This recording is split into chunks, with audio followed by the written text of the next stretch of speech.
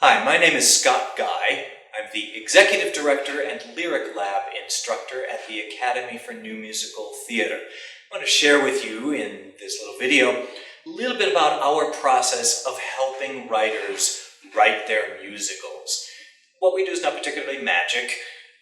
Our focus is on trying to figure out what the writer's intention is, and can we help the authors fulfill their intention with more drama or more comedy or more succinctly or more musically, that kind of thing. So I thought it might be useful to follow the evolution of one particular song, show you an excerpt of the first draft and then a little bit about our feedback, and then show you their second draft and our feedback on the second draft and then their final result.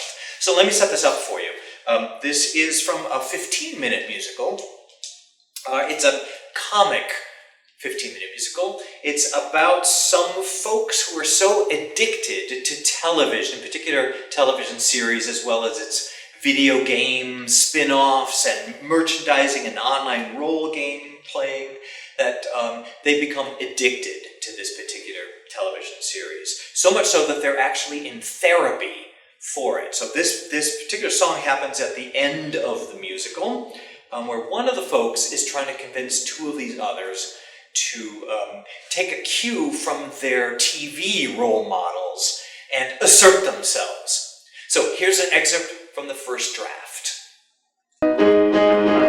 When Priscilla battled the stench trolls and her astral cat passed away, 4 minutes. she endured through tears and odors, and the kingdom was rescued that day. All our paths crossed, but for a short time we must all ascend to the blue. Though I needs must take my final bow, sally forth to the bow, back into you. That's what Priscilla would do. That's what Priscilla would do. That's what Sir Virgil would do. That's what Sir Virgil would do. That's what Priscilla would do. Not Priscilla! I'm not leaving without you. So now I want to play an excerpt of our feedback. You'll hear that our focus is on the moment in which she decides to take control of her life, and we think that that wound up being a little bit undramatized and possibly should be musicalized. So here's an excerpt from our feedback on their first draft. But what you've done is you've placed it at the very end of the song, and it isn't. The decision itself isn't musicalized. It seems to happen rather suddenly. She's going, "That's what." She's going right along with it, and then she speaks the line. And I feel like you're missing out on the power of a musical to create a moment that we can really invest in when a character is making a big decision and a big change like this. And it jumps. In fact, it jumps straight into "I'm not leaving without you," and then Jason says, "You're right." It's like, boy, oh boy, that page turn, I think, is your lead character's moment of change. This is what the whole show is about. She's stuck in this character. She needs to get out of it. This is her goal. This is her big moment, and it takes place, in a line of dialogue at the end of a song, and I don't think you're capitalizing on what a musical can do for you to allow us to see this happening and make it a bigger, grander, more exciting moment for her to say, "Hey, I'm not Brazilda, I'm Cindy," and I think you can you can milk a lot more dramatic mileage out of it. And here's what the writers did with our suggestions. There's a time we must say I'll do, and today the bell doth toll for me. Sally forth to the bell, beckon to you. That's what Brazilda would do. That's what Sir Virgil would do.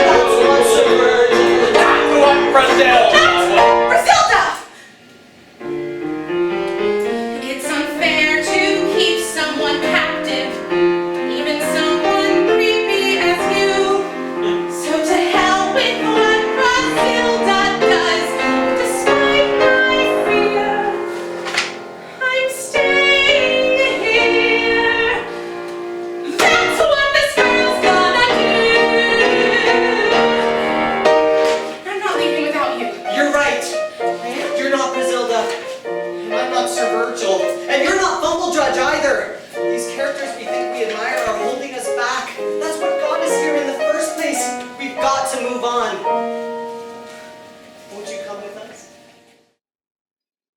see that the writers did indeed want to musicalize that moment. In our final feedback session, we focused more on how to transition out of the music and into the book, to finish the song before the dialogue takes over. And what I would ask you to look at the dialogue starting at bar 75, all of that. Cindy, no, not necessarily.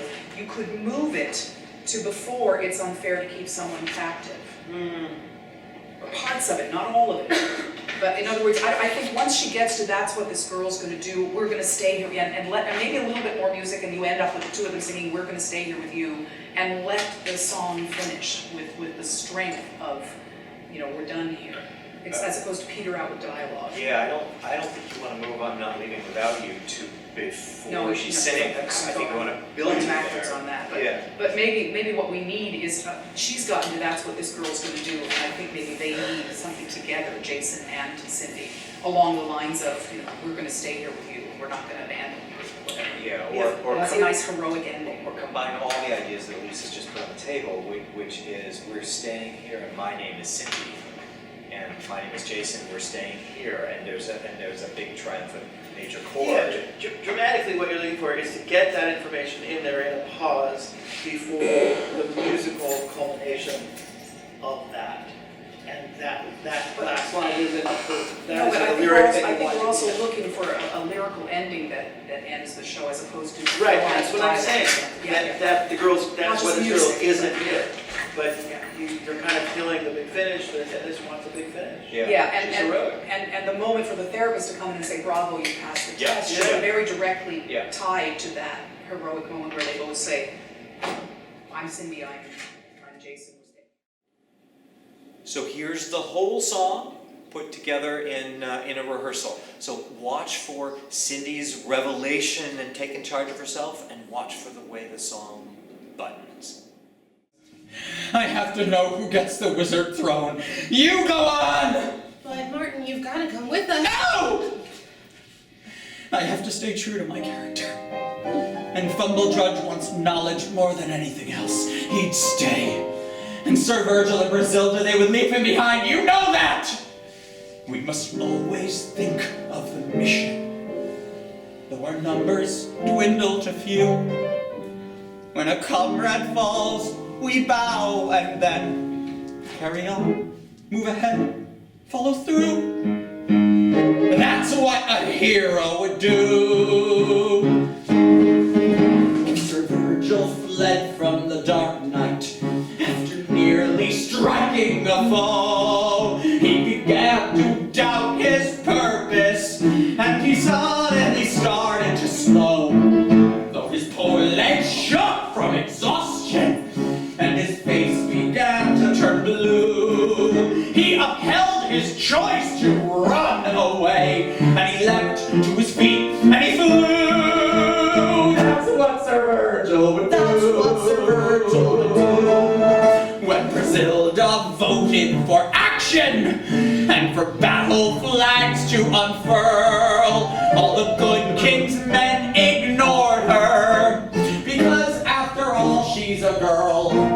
Though you bid us journey together, I insist we both say adieu. Step aside and heed my wiser mind, for in time you'll see my point of view. That's what Brazilda would do. That's what Sir Virgil would do. Listen to me. That's what Brazilda. I'm not Brazilda! I will not abandon a comrade, even someone creepy as you. So to hell with what Brazilda does. Despite my fear, I'm staying here. That's what Cindy would do.